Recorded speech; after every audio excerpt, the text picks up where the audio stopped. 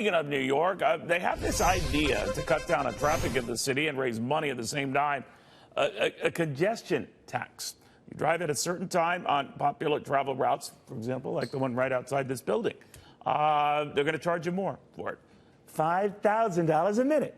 Now, I just made that up, but it's going to cost you a lot more. So depending on when you want to come in and all of that and where you're driving, you're going to pay through the nose. Just to get into this city from outside, whether you're in New Jersey or any of the outer boroughs, I mean, it costs an arm and a leg. Now more than an arm and a leg. CNN News editor Terry Jeffrey says the goal here is to force people from creating much traffic, but he suspects maybe from not driving at all. What do you make of this? Well, you know, Neil, remember back when Barack Obama just came in, he named Ray LaHood, who had been a Republican congressman, as Secretary of Transportation. As soon as he got in, LaHood said he wanted to coerce people out of their cars. Coerce was his actual word. And he had this livability initiative he put forward where he looked at Portland, Oregon as the model of the way America ought to be.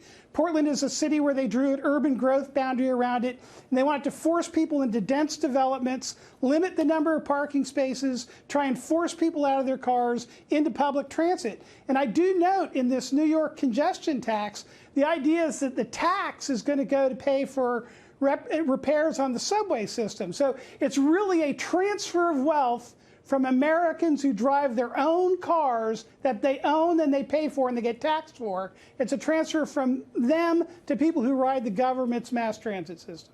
But, you know, it's interesting, too. A lot of people who have to go into the city, in New York City, I get in very, very early, before 5 in the morning every day. And one of the things that I've realized is namely to beat the traffic, because if you don't, then it's triple the time. So I can understand from that vantage point, but I wonder how far this goes. I mean, Mayor Bloomberg has tried to address this in the past. Mayor de Blasio, they can't seem to get a handle on it. Yeah, well, if I were from New York City, which obviously I'm not, I would be very much against this. And I hope it is thwarted, and I do believe if it goes forward, it is a precursor to a fight I think is going to get bigger and bigger in the future of our country. You know, I believe that the American character was formed in part by freedom of movement. Frederick Jackson Turner, the great historian from Wisconsin, wrote a great book about the significance of the frontier in American history, and that was his idea, that Americans, they came across the Atlantic, they moved west over the Appalachians, they owned land, they were self-sufficient, they were family-oriented, and they moved where and when they wanted to without the government telling them what to do. I think but they didn't have to deal with New York's but they didn't have to deal with New York's Times Square. They didn't have to deal with this madness out here, right? Excuse me now? They didn't have to deal with Times Square. They didn't have to deal with Midtown traffic.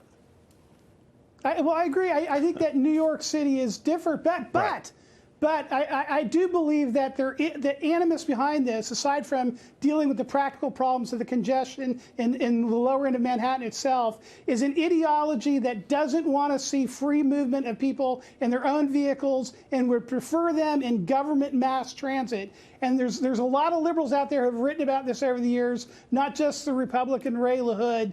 There's a strategic aim for environmentalists to get people out of cars, to get them out of owning large amounts of property. The idea of folks moving to the suburbs, buying a half-acre lot, having a nice home, owning 2 cars, including an SUV, having 4 kids and driving them to school and football games is not their vision. They'd rather have you in a little tiny townhouse or a high-rise riding the metro or a subway. And I think the American spirit really is more in tune with private ownership, private cars, and freedom of movement. Can you imagine all those rich people on Park Avenue place there? My good man, you're going to have to take the subway. All right. Thank you very much.